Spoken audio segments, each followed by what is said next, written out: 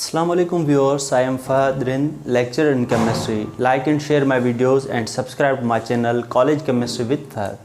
Today we discuss the hydrogen spectrum. Hydrogen spectrum के हवाले से ये है कि जब गैसेस को एट लो प्रेशर जो है हीट किया जाता है या इलेक्ट्रिकली उनको एक्साइट किया जाता है, so in a discharge tube or Crookes tube heated gas at low pressure, तो उसके रिज़ल्ट में रेडिएशंस जो है वो खारिज होते हैं। जैसे कि क्रूक्स ट्यूब में या डिस्चार्ज ट्यूब में आपने देखा कि जैसे ही हम गैस को हीट करते हैं उसके रिज़ल्ट में रेडिएशंस इमिट आउट होते हैं। अगर उन रेडिएशंस को प्रिज्म से पास किया जाए और स्क्रीन पे जो है उनका इमेज बनाया जाए, जिसे हम स्पेक्ट्रम कहते हैं, तो अगर hydrogen gas in crooks tube use करेंगे तो उस स्पेक्ट्रम को हम हाइड्रोजन स्पेक्ट्रम कहेंगे, जो कि डिफरेंट लाइंस जो है वो देगा। तो हाइड्रोजन स्पेक्ट्रम की हिस्टोरिकल बैकग्राउंड है। हिस्टोरिकल बैकग्राउंड में डिस्चार्ज ट्यूब या क्रूक्स ट्यूब में गैसेस को हीट किया जाता है लो प्रेशर, वो रेडिएशंस खारिज करते हैं। उन रेडिएशंस को एक साइंटिस्ट थे 1885 में बार्मर, उन्होंने जो विजिबल लाइंस बन रही थी, कलर्ड लाइंस बन रही थी उन हाइड्रोजन स्पेक्ट्रम में, उसको ऑब्ज़र्व किया। उस हवाले से उन्होंने बताया कि ये जो स्पेक्ट्रम लाइंस बन रही हैं वो 400 से 800 नैनोमीटर की रेंज के दरमियान उनकी वेवलेंथ है, या एंगस्ट्रम में अगर वो डिस्टेंस लेंगे तो 4000 से 8000 angstrom.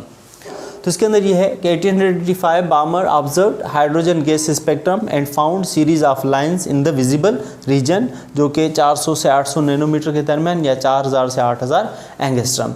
Angstrom is the unit of length. Small length के लिए हम एंगस्ट्रम जो है वो यूज़ करते हैं। 1 नैनोमीटर के अंदर 10 एंगस्ट्रम होते हैं।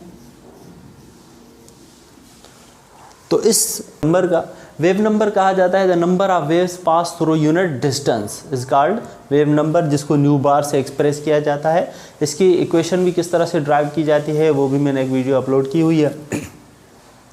Wave number is equal to Rydberg constant z का स्क्वायर होता है। Z is the atomic number का स्क्वायर।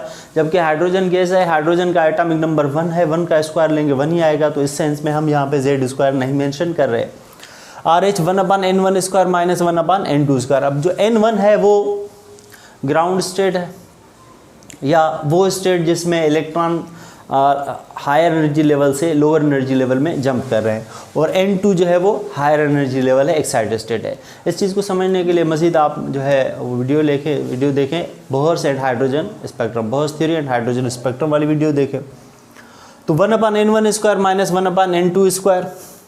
n1 जो है यहाँ पे सेकेंड एनर्जी लेवल में जंप करेगा जब हायर एनर्जी से, वो हायर एनर्जी 3 भी हो सकती है, 4 भी हो सकती है, 5 भी हो सकती है। RH is a Rydberg constant, जिसकी एक कांस्टेंट वैल्यू है, ये वाली वैल्यू यहाँ पे मेंशन की हुई है। इसका यूनिट पर सेंटीमीटर है, क्योंकि वेव नंबर का यूनिट पर सेंटीमीटर होता है, कि 1 सेंटीमीटर के अंदर में से इतनी वेव्स जो हैं पास हो रही है।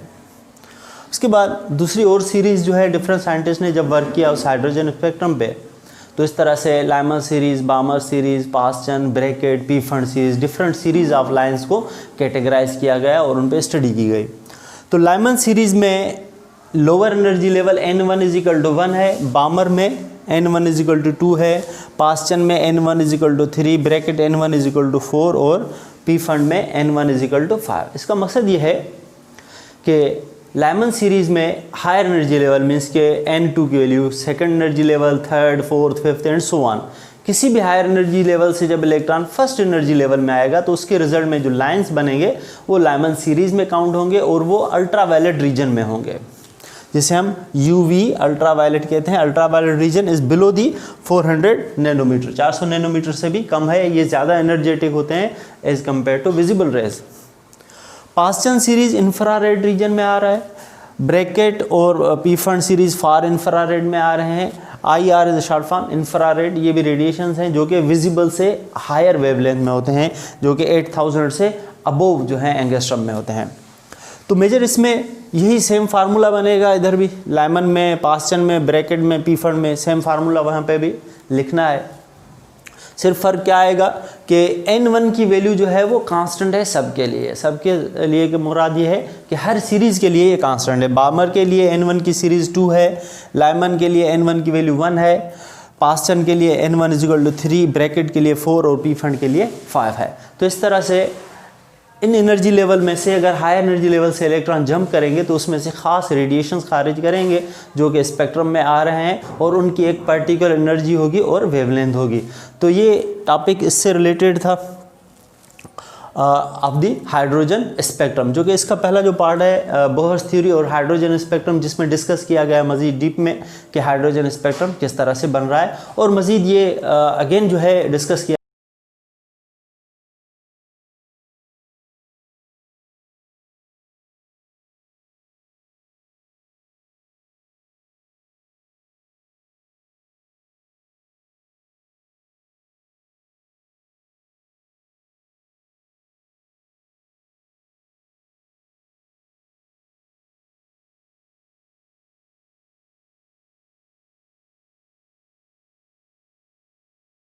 गया है लाइन स्पेक्ट्रम वाले वीडियो में या टॉपिक में।